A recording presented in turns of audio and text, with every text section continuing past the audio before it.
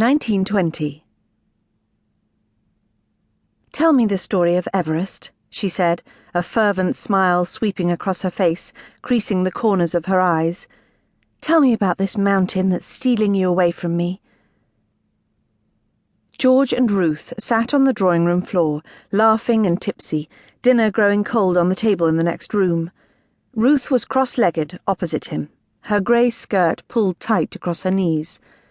She picked up the single sheet of thick ivory paper from her lap and reread the invitation from the newly formed Mount Everest committee again. "My husband, the world-famous explorer." Ruth held up her glass of wine, and he reached out with his own, the crystal ringing in the lamplit room. She was fairly bursting with happiness. "I like the sound of that," George said, and let himself imagine what it would be like to have people thinking about him, talking about him. The opportunities that success on Everest would bring. "I might be able to leave teaching, maybe even write full-time. We could travel," he said, "have our own adventures."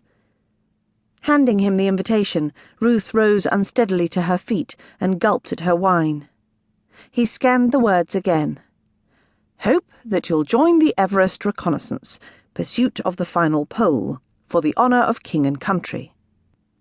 As she crossed the room to the bookcase, stretching up on her bare feet, she reached for the atlas on the top shelf before turning to pad back to him. "Show me," she said, sitting back down beside him. Her hair had come loose from where it had been pinned up and haloed her in the dim light. She pushed it off her brow with the back of her hand. He laid out the Times Atlas of the World on the floor, on the blue Turkish rug with its woven colours of water and sky, ice and snow. When he found the proper map, George took Ruth's hand and with her finger drew a line around Europe, the path of a ship past France, around capes and narrow islands and the ruins of the Greeks, through the canal that split the desert in two and past the land of Lawrence's Arabs. Their hands described reckless adventure, sailing over longitudes and latitudes, past Here There Be Monsters and the arched backs of sea serpents painted on the blue of the Indian Ocean, and into the port of Bombay.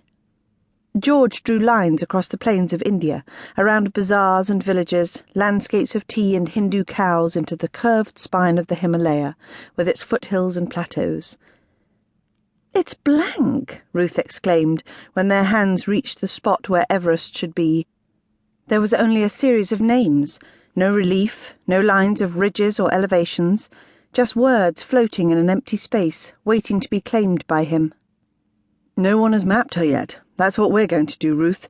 Reconnoitre her, bring back the shape of her."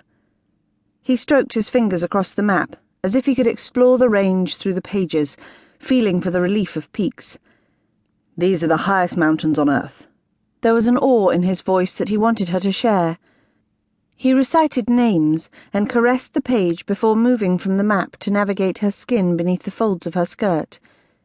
"West to east, imagine them. Cho-Uyo, Ganchangkang, Everest, Makalu, Kanchenjunga." They were like spices on his tongue, on hers, tingling. In a cloud of lavender soap and cloves for the toothache she had complained of earlier, Ruth pressed against him, promised curries for dinner. "You'll have to write me about everything, every detail, so it will be almost like I am with you." There was a thread unravelling at her collar, marking a line on her pale throat. "You will be with me," he said, "every step of the way." "Everest," she said, "sounds like a foreigner." He took her hands again and traced the lines of her palms like horizons. "She was named for George Everest. He was the Surveyor General of India, but he died before he ever saw her, from malaria, after blindness, paralysis, and wild bouts of insanity. He was a bully, apparently, drove his men mad. He set out to force some order on the world with his maps. He started at the bottom and swept his survey up the whole arc of India." He whispered words like trigonometrical and triangulation against her throat, at the pulse below her ear.